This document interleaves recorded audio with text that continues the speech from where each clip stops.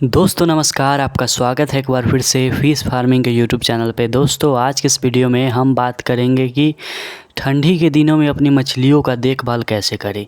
जैसा कि आप लोग जानते हैं कि कुछ ही समय में कुछ ही दिनों में ठंडी के दिन आने वाली है और हमारे तालाब में जो मछलियाँ होती है इन समय में नवंबर, दिसंबर, जनवरी के समय में जो हमारे तालाब में मछलियाँ होती है वो बिल्कुल बहुत अच्छे साइज़ में होती हैं। क्योंकि जब हम मार्च में सीड स्टॉक करते हैं उसके बाद मार्च, अप्रैल, मई, जून, जुलाई तक उन्हें फीडिंग करके बहुत ही अच्छा साइज़ उनका आ जाता है। और इस समय में मछलियों का मोर्टेलिटी, मछलियों में बीमारी लगना, तालाब में ऑक्सीजन की कमी होना, अनेक सारी समस्याएं एक साथ आती है ठंडी के दिनों में। तो कैसे हम इन समस्याओं से लड़ें, इन्हें हटाएं, अपने मछलियों का देखभाल करें।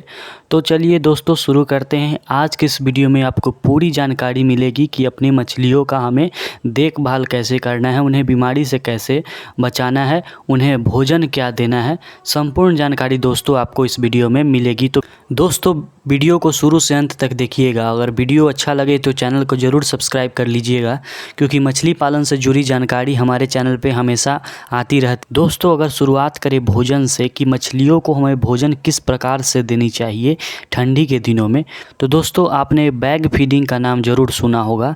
लोग बैग फीडिंग के माध्यम से मछलियों को भोजन देते हैं। उससे होता है कि मछलियों को जितना भोजन करना होता है वो उतना भोजन कर लेती है, फिर दूसरे दिन करती है, फिर तीसरे दिन करती है। भोजन जो होता है वो बर्बाद नहीं होता है। मछलियों को जितना भोजन करना होता है वो कर लेती है। अगर आप तालाब में छिड़काव कर देते हैं गर्मी के दिनों की तरह ठंडी के दिनों में, तो नीचे चली जाती है भोजन तली में और फिर तरह तरह के गैसेस का निर्माण होने लगता है, जिससे मछलियाँ और परेशान हो जाती है। तो ठंडी के दिनों में सबसे अच्छा बैग फीडिंग माना जाता है, जिसे आप डिमांड फीडिंग भी बोलते हैं। डिमांड फीडिंग का मतलब हुआ कि जितना मछलियों का डिमांड है, जितना मछलियों का मांग है, उतना मछलियाँ भोजन करती है, बाकी बैग में रह जाता है और फिर दूसरे दिन मछलियाँ भोजन करती है। तो अगर आपके पास 1 एकड़ का तालाब है, आधे एकड़ का तालाब है, तो 20-25 बैग आपको लटका देने हैं।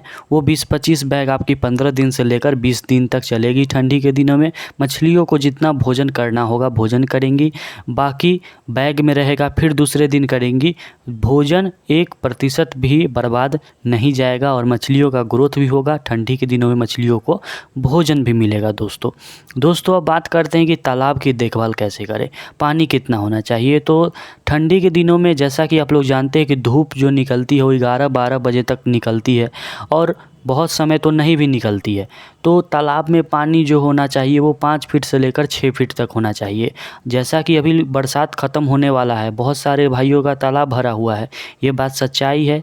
बहुत सारे भाइयों का तालाब भरा हुआ है और हम बोलेंगे कि 5 से 6 फीट पानी रखना है तो वो बहुत मुश्किल है उनके लिए, लेकिन उनको ये करना पड़ेगा। क्योंकि जब धूप निकलेगी और तालाब गर्म नहीं होगा, पानी गर्म नहीं होगा, तो कतला, रोहू का तो जान बच जाएगा, लेकिन मृगल और कॉमन कार्प जो कि निचले सतह पे रहती है उनका जान नहीं बच पाएगा। तो दोस्तों अगर आपके तालाब का पानी 5 फीट 6 फीट से ऊपर है, 10 फीट है, जैसा कि अभी बरसात ख़त्म होगा तो सभी तालाब पानी से भरे हुए हैं, हमारा भी तालाब पानी से भरा हुआ है, तो आप पानी को 6 फीट 5 फीट ज़रूर कर लें, जिससे पानी जल्दी गर्म होगी और मछलियों को बहुत ही ज़्यादा राहत मिलेगा।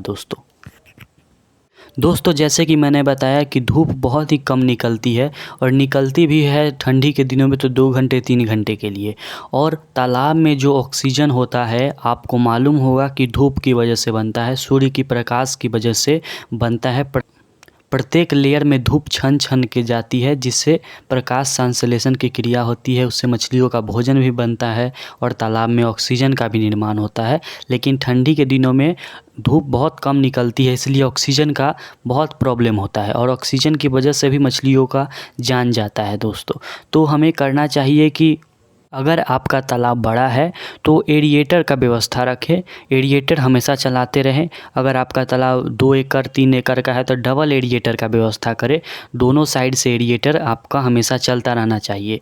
अगर आप कम खर्चा करना चाहते हैं कि कम खर्चे में मछलियों का जान बच जाए, तालाब का पानी गर्म भी रहे और मछलियों का जान भी बच जाए। तो आपको सुबह में 2 घंटे और शाम को 2 घंटे पानी समरसेबुल से या बोरवेल से आपको सुबह शाम 2-2 घंटे डालने हैं। अगर समय का बात किया जाए तो 6 बजे सुबह से लेकर 8 बजे सुबह तक आपको तालाब में समरसेबुल का ताज़ा पानी डालना है, जो कि गर्म पानी होता है। और शाम की बात करें तो 5 बजे से लेकर 7 बजे तक आपको पानी चलाना है समरसेबुल का तालाब में शाम के समय। दोस्तों, इससे क्या होगा कि जो समरसेबुल का पानी होता है, बोरवेल का पानी होता है, वो गर्म होता है, जिससे क्या होगा कि तालाब का पानी ठंडी होती है तो उसमें थोड़ा गर्म पानी जाएगा तो मछलियों को बहुत ही ज़्यादा राहत मिलेगी। अगर आप सुबह चला देते हैं तो दिन भर तालाब का पानी मेंटेन रहेगा, ज़्यादा ठंडा नहीं होगा। अगर आप शाम को चला देते हैं तो रात भर मछलियों को राहत रहेगी। दोस्तों, जैसा कि आप लोग जानते हैं कि ठंडी के दिनों में बहुत सारी मछलियों का मरना पाया जाता है। उसके पीछे बहुत सारा कारण है, लेकिन एक मुख्य कारण है बीमारी। मछलियों में ठंडी के दिनों में बहुत ज़्यादा बीमारी लगती है। अगर आप पहले से मछली पालन कर रहे होंगे तो आप जानते होंगे कि ठंडी के दिनों में मृगल मछली, खासकर मृगल मछली, कॉमन कार्प मरने लगती है। अगर आप मछली पालन कर रहे होंगे तो यह बात जानते होंगे। अगर आप नए हैं तो इस बात पर बहुत ही ज़्यादा ध्यान देना है कि ठंडी के दिनों में आपकी मृगल मछली मरेगी ही मरेगी। अगर आपके तालाब का पानी 6 फीट से ऊपर है, अगर आपके तालाब में ऑक्सीजन की कमी है, अगर आपके तालाब में मछलियों को बीमारी लगती है, तो मछलियों की बीमारी कैसे बचाएं? तो उसके लिए आपको नवंबर, दिसंबर, जनवरी, फरवरी ठंडी रहती है तो हर 15 दिन पर आपको चूने का छिड़काव करना है। 1 एकड़ में 100 केजी चूने को घोलकर छिड़काव कर दीजिए सुबह के समय या 12 बजे 1 बजे के आसपास, जिससे क्या होगा कि ऑक्सीजन की कमी और बीमारी मछलियों में नहीं लगेंगी। दोस्तों, इस प्रकार से आप मछलियों को बीमारी से बचा सकते हैं। अगर दूसरी बीमारी होती है जैसे फंगल इन्फेक्शन, ये सब, तो आप पोटेशियम परमैंगनेट या कॉपर सल्फेट ये सब का इस्तेमाल कर सकते हैं तालाब में। चूने के साथ अगर करें तो और भी अच्छा होता है। दोस्तों, अगर संभव हो तो अपने तालाब से 2 फीट पानी निकाल दीजिए और नया पानी आप उसमें डाल सकते हैं। दोस्तों, यहाँ मैंने बहुत सारा पॉइंट आपको बताया है कि ऑक्सीजन की कमी को कैसे दूर करें। तो दूसरा पॉइंट ये है ऑक्सीजन की कमी दूर करने से कि जब आप पानी तालाब में डालेंगे तो ऐसा करें कि पानी जो हो वो 5 फीट 6 फीट से ऊपर से गिरे। किसी पाइप के माध्यम से आप समरसेबुल से पाइप जोड़ दें और ऐसा करें कि 6 फीट 5 फीट के ऊपर से पानी गिरे तालाब में, जिससे क्या होता है कि पानी टूटती है, तालाब में ऑक्सीजन बनता है, मछलियाँ इधर से उधर भागती है, मछलियों में गर्मी पैदा होता है। तो आप इस प्रकार से ऑक्सीजन बढ़ा सकते हैं, मछलियों में गर्मी बढ़ा सकते हैं और बीमारियों से मछलियों को दोस्तों बचा सकते हैं। दोस्तों, ये तो हो गया कि तालाब की देखभाल कैसे करें, फीडिंग किस तरीके से करें, भोजन किस तरीके से दें।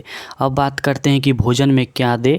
तो भोजन में आप जो दे रहे हैं उसे दे सकते हैं बैग फीडिंग के माध्यम से, डिमांड फीडिंग के माध्यम से, लेकिन जो भोजन का मात्रा होगा, क्वांटिटी जो होगा, मात्रा जो अभी आप दे रहे हैं वो मात्रा आपको नहीं देना है, बिल्कुल आधा कर देना है। ठंडी के दिनों में मछलियाँ भोजन कम करती है, चाहे आप बैग में भर के बहुत सारा भोजन रख दीजिए, लेकिन मछलियाँ बहुत ही कम भोजन तालाब में करती है ठंडी के दिनों में। और दोस्तों, अगर आप होममेड फीड खिलाते हैं यानी घर पर भोजन बनाकर खिला रहे हैं मछलियों को, तो भोजन में सरसों की खली और गुड़ का प्रयोग ज़रूर करें, जिससे मछलियों में गर्मी पैदा होगी।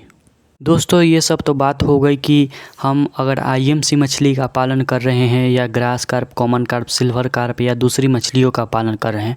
लेकिन अगर हम कैट फिश का पालन कर रहे हैं जैसे पंगास का या देसी मांगुर का, और इन्हें हम फ्लोटिंग फीड अधिकतर खिलाते हैं। अगर आप फ्लोटिंग फीड खिलाते हैं तो ठंडी के दिनों में इनके लिए आप सिंकिंग फीड इन्हें दे सकते हैं। सिंकिंग का मतलब है जो तालाब में डूब जाता है, सिंकिंग फीड आप इन्हें दीजिए।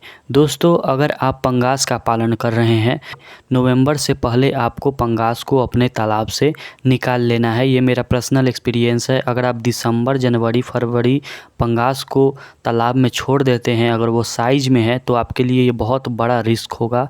वो कभी भी सारी मछलियाँ पंगास मर सकती है ठंडी के दिनों में।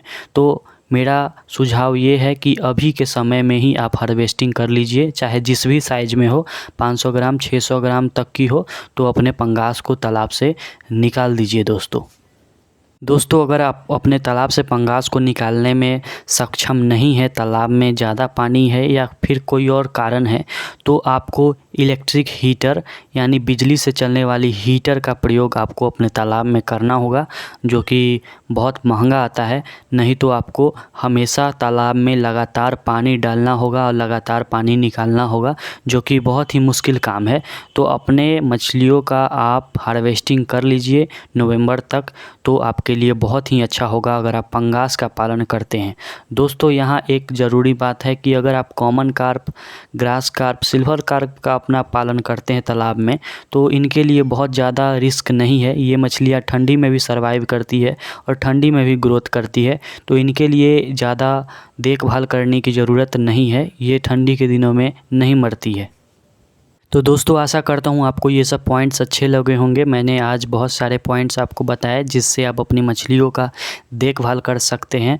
दोस्तों आशा करता हूँ कि आप इन बातों को समझेंगे और इन्हें अपने तालाब में उतारेंगे। दोस्तों आशा करता हूँ आपको वीडियो अच्छा लगा होगा। वीडियो अच्छा लगा तो चैनल को सब्सक्राइब कीजिए और वीडियो को लाइक कीजिए।